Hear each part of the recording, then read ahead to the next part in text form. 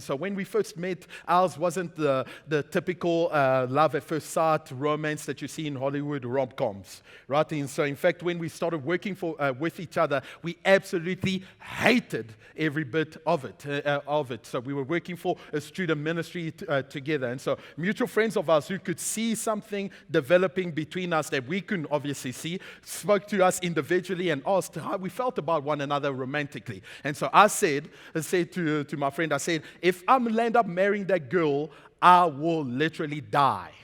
That's what I said. And Stephanie, on her side, she said, the day that pigs will grow wings and start to fly, that's the day I might consider the possibility. That's what she has said on her side. And so that's how just tumultuous our relationship together was at the start. And so we didn't really just gel together and just sort of kind of got it rolling from the start. And so it didn't get any better from then on. And so from the moment when we actually started to realize that, wait a minute, who am I kidding? I could totally get myself some of that, like that, to the day that we actually landed up on the aisle. It was just a bumpy and rocky all the way through. And so we landed up dating and not dating and dating for like 6 times in the space of 6 months.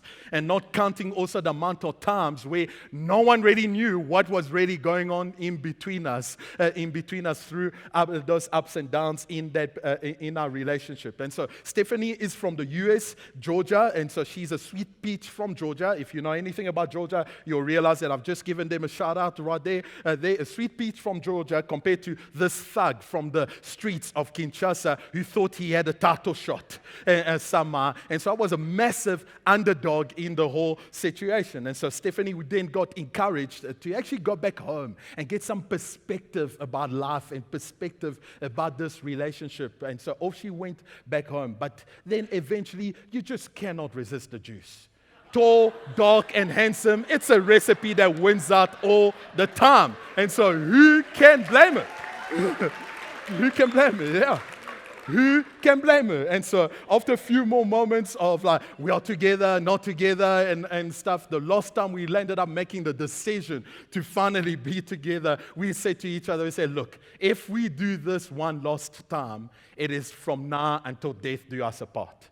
And over 9 years and 3 boys later, yeah, I still stand very much alive. And so this is not a hologram or your imagination. And last time I checked, pigs have yet to fly. And so there goes our predictions about what would really happen. And so you can see what sort of gift we don't have operating in our household. That's the gift of prophecy, right?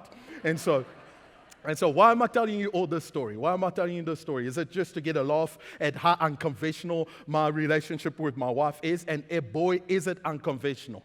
It is so unconventional that we're surprised at it at times. And so don't grin, because some of you that are married, you know exactly what I mean as well, right? Unconventional by every sense of the word. But that's not why I am telling you the story. The reason why I'm telling you the story is because during that time that I've just relayed to you, it was one particular season in my life where this one thing about me was being exposed the most.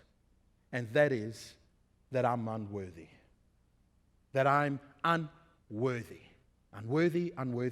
You see, what actually was causing this ups and downs and the rockiness in our relationship before it even began was because of some of my failures and some of my weaknesses in character and conduct, which people around us could see so clearly, and they were raising a red flag, warning us about it, and rightfully so, because some of these things couldn't just be ignored and hope that somehow they will fix themselves further down the road. Not at all.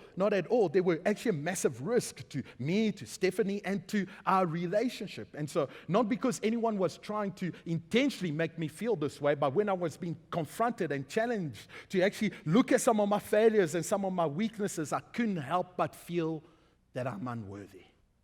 That I am unworthy. Unworthy of this girl that I was falling in love with. Unworthy of stepping into marriage that I might land up messing up. Unworthy of being me. Because after all, it was me who was causing this to myself. And then ultimately, unworthy of God's goodness and grace over my life. Because you see, that's what our failures and our weaknesses and our flaws do to us, don't they? They take us to a point where we feel like we are unworthy of the goodness and grace of God in our lives, that we are undeserving of any good thing from God, from the palm of His hand, the gracious hand over our lives. And so we feel unworthy in life. But that's never true. That doesn't have to be the case. What's not true? The fact that we are unworthy, that's true. That's true. But the fact that our unworthiness somehow will prevent us or exclude us from actually receiving God's grace over our lives, that is not true.